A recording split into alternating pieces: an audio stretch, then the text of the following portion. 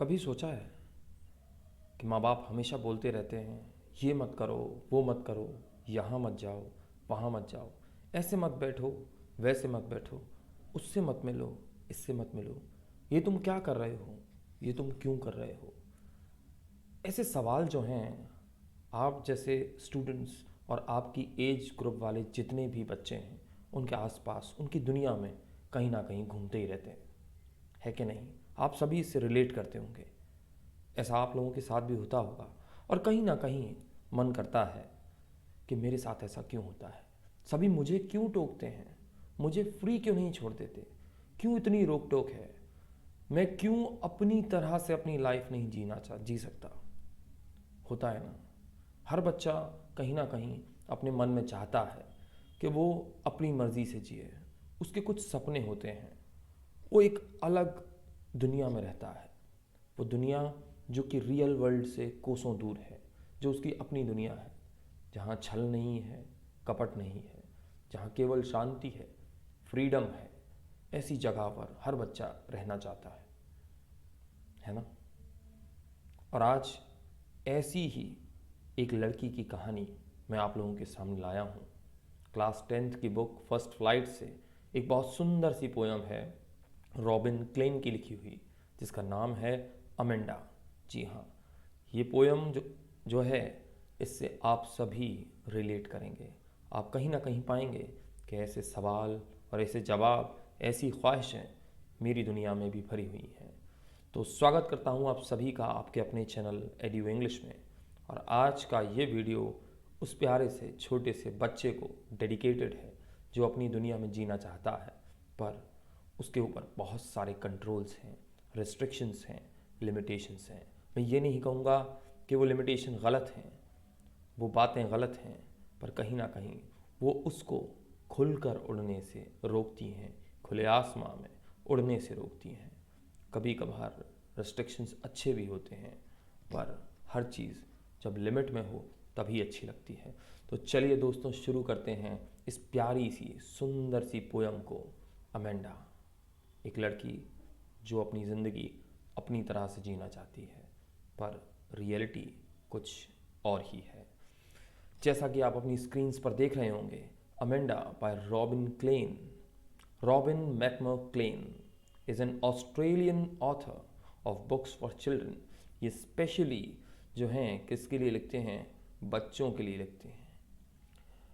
She was born on 28 February 1936 in Campsie, New South Wales, Australia में इनका जन्म हुआ, and now resides near Melbourne. Melbourne के पास ये रहती हैं। इनकी जो ये पोयम है, एक प्यारी सी छोटी सी बच्ची अमेंडा के आसपास घूमती है और उसकी डेली लाइफ में उसकी मदर उसको जिस तरह से रोकती टोकती हैं, जैसा कि सभी की माँ करती हैं, इन चीज़ों के आसपास उसकी ये पोयम घूमती है।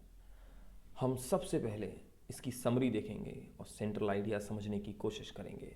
तो चलिए शुरू करते हैं। Central idea of this poem, this beautiful poem Amanda. This poem focuses on the mindset of the young children who are controlled by their parents.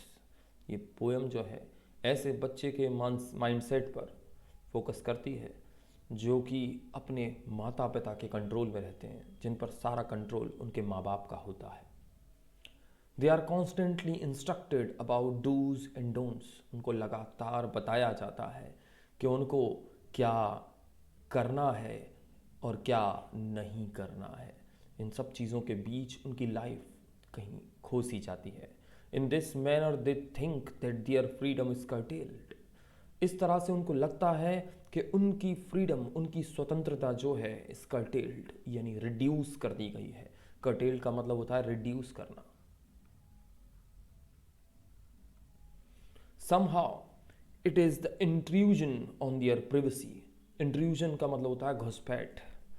Illegally जब कोई आ जाए तो उनको कभी कभार ऐसा लगता है कि उनका भी कोई स्पेस है, उनकी भी कोई प्रिवेसी है, और उस प्रिवेसी में लोग जो हैं घुसपैठ कर रहे हैं। ये सिर्फ पेरेंट्स तक सीमित नहीं है दोस्तों, ऐसा और भी लोग करते हैं, चाहे वो आपके पड़ोसी हों या आपके रिलेटिव्स। कहीं ना कहीं ये लगता है कि ये हर वक्त मुझसे एक ही बात क्यों पूछते हैं, पढ़ाई कैसी चल रही है, तुम ये क्यों नहीं पढ़ते हो, हर समय मुझे दूसरों से कंपेयर करने की कोशिश क्यों करते हैं, क्यों मुझे मेरी तरह से जीने नहीं देते। क्योंकि मैं जो हूँ मेरे जैसा कोई भी नहीं है। आप जो हैं आपके जैसा भी इस दुनिया में ना कोई है और ना ही हो सकता है। आप यूनिक हैं, आप अपने आप में एक नंबर पर आते हैं, आपके जैसा कोई नहीं है। ऐसे ही हर बच्चा है। पोयम की ओर आगे बढ़ते हैं। This was the central idea of the poem Amanda. बहुत ही खूबसूरत पोयम है। आगे बढ़ेंगे लाइन बाय लाइन एक्सप्लेनेशन की ओर। सबसे पहले जो अमेंडा की मदर है उनका क्या रवैया है अमेंडा के खिलाफ, खिलाफ ही कहूँगा मैं, क्योंकि अगर मैं अमेंडा की तरह से सोचूं तो ये तो उसके खिलाफ ही है। पर उसकी मदर उसको कैसे ट्रीट करती हैं इस चीज़ को समझिए। सबसे पहले वो कहती हैं don't bite your nails Amanda, अपने नाखूनों को मत चबाओ अमेंडा। Don't hunch your shoulders, hunch का मतलब होता है बेंड, अपने कंधों को मत मोड़ो Amanda. Stop that slouching and sit up straight, ऐसे आलस को बंद करो। स्लाउच का मतलब होता है झुककर या फिर लेजी तरीके से बैठना। जब कोई बिल्कुल लेजी स्टाइल में बैठे तो उसको बोलते हैं स्लाउच। तो मदर कहती हैं stop that slouching and sit up straight, ऐसे झुककर बैठना बंद करो, आलसियों की तरह बैठना बंद करो। एंड सिट अप स्ट्रेट, सीधी बैठो। ये जो ब्रैकेट है ना दोस्तों, ये वो ख्वाहिशें हैं जो कि एक छोटी सी बच्ची देखती है, वो अपनी दुनिया को देखती है। यहाँ उसकी माँ ने कहा कि अपने नाखून मत चबाओ अमेंडा, अपने शोल्डर्स को मत मोड़ो, सीधी बैठो, ऐसे झुककर मत बैठो। तब वो कहती है there is a languid emerald sea, एक लैंग्वेड यानी ह्यूज, विशाल, एक विशाल emerald, emerald is a gem, green in colour, ठीक है, एक विशाल हरा सा समुद्र है। Where the sole inhabitant is me, जहां की अकेली रेजिडेंट मैं हूं। अमेंडा कहती है एक विशाल सा समुद्र है, हरा फैला हुआ, एक्सपेंस है समुद्र का, जहां की अकेली निवासी, अकेली रेजिडेंट मैं हूं।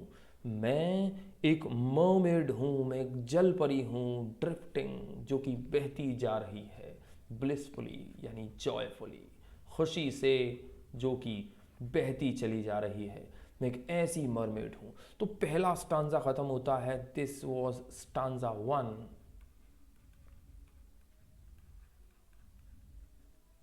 राइट, और इसमें हमने क्या देखा, यहां पर देखा उसकी मदर ने कहा कि don't bite your nails Amanda, अपने नाखूनों को मत चबाओ अमेंडा।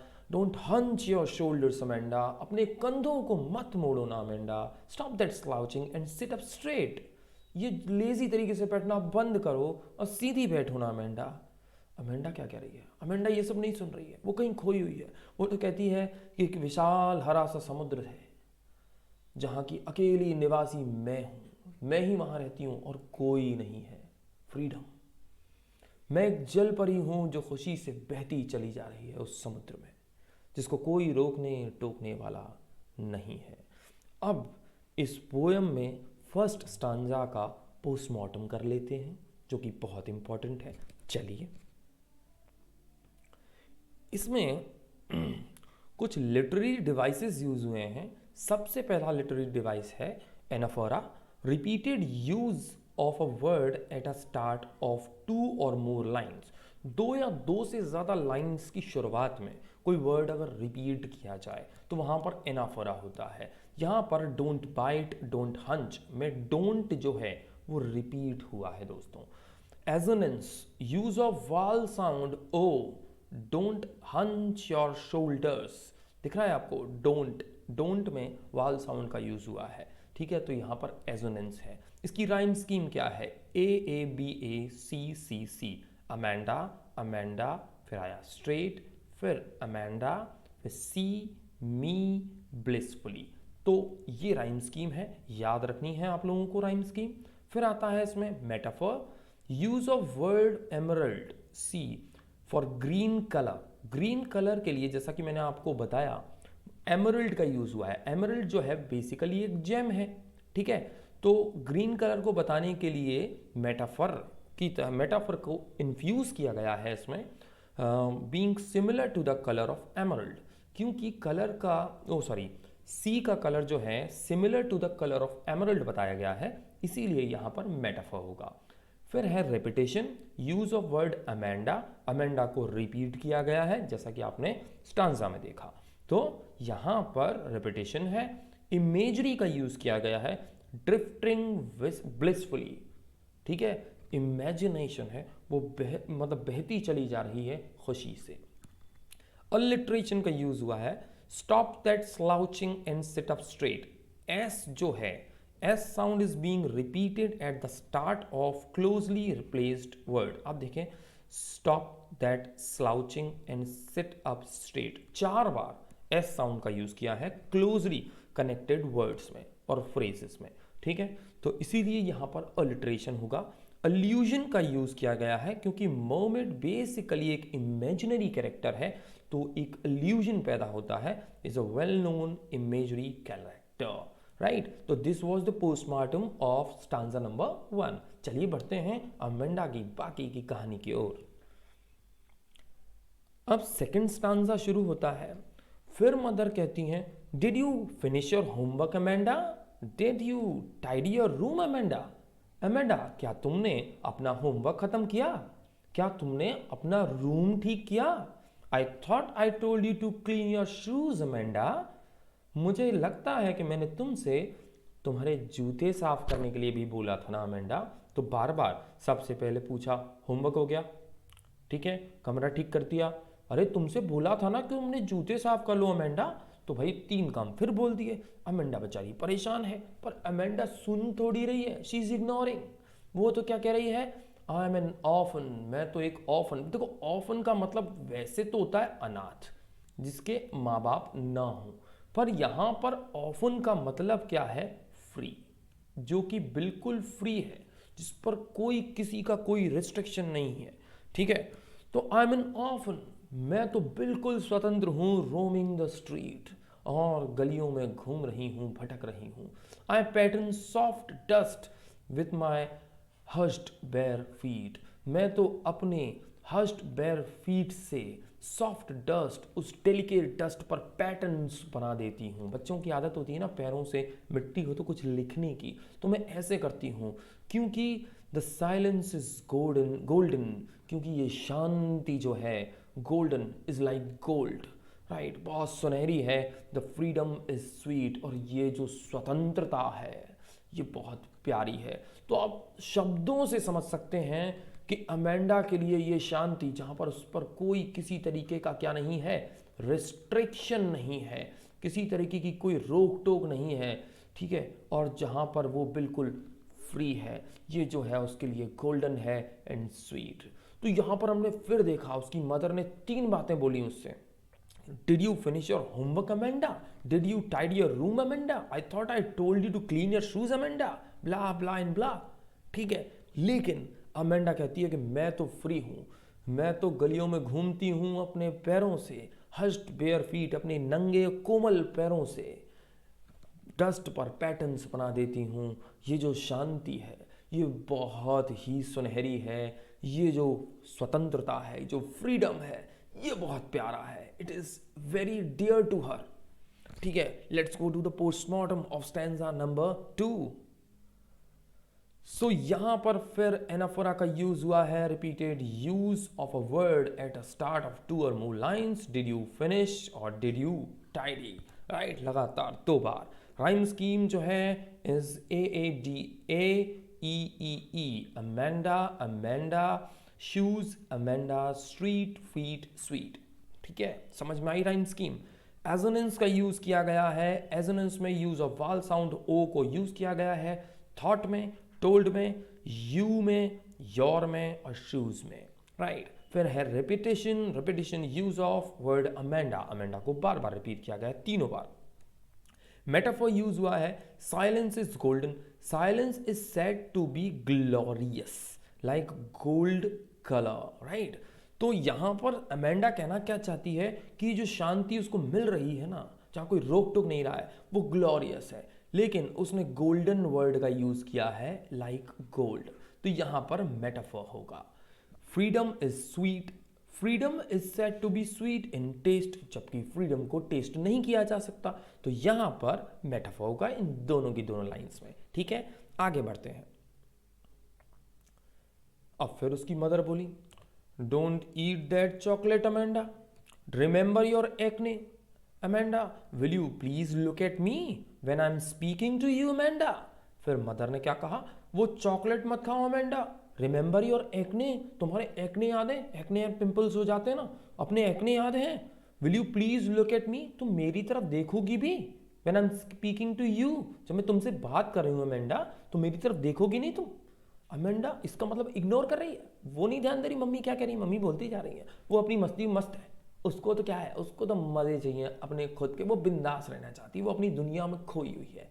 तो उसकी मदर कुछ भी कह रही है वो नहीं सुन रही, वो तो शांति से अपनी दुनिया में लॉस्ट है। ठीक है, तभी तो मम्मी ने कहा, will you please look at me when I am speaking to you Amanda, Amanda जब मैं तुमसे बात कर रही हूँ तो मेरी तरफ देखोगी नहीं क्या। तो अमेंडा क्या कहती है, अमेंडा अपनी बात कर रही है, मदर की बात तो पूरी हो गई, ठीक है, तीन तीन बातें बोल दी, कोई दिक्कत नहीं है। अमेंडा कहती है, I am Rapunzel, Rapunzel was a princess, मैं रुपेंजल हूँ, I have not a care, मुझे कोई परवाह नहीं है, मैं बिंदास हूँ। Life in a tower is tranquil and rare, जी ये लाइफ इन अ टार यानी इस बंद घर का जो जीवन है, ठीक है, इस बंद बंद घर में जो मेरा ये जीवन है, इस ट्रैंक्विल, वो बहुत स्थिर है, शांत है, एंड रेयर यानी रेयर टू फाइंड, बहुत मुश्किल मिलने वाला, बहुत मुश्किल है। I'll certainly never let down my bright hair, पर फिर भी मैं अपने सुनहरे चमकीले बालों को निराश नहीं होने दूंगी, मैं उनको खुल के लहराने दूंगी, बिंदास, बिल्कुल, with full freedom and liberty. तो वो तो कहती कि मैं तो एक राजकुमारी हूँ, मुझे किसी की परवाह नहीं है। इस बंद घर में जीवन जो है बड़ा स्थिर रुका सा है, ठीक है, और बहुत दुर्लभ है, जो कि इतनी आसानी से नहीं मिलता।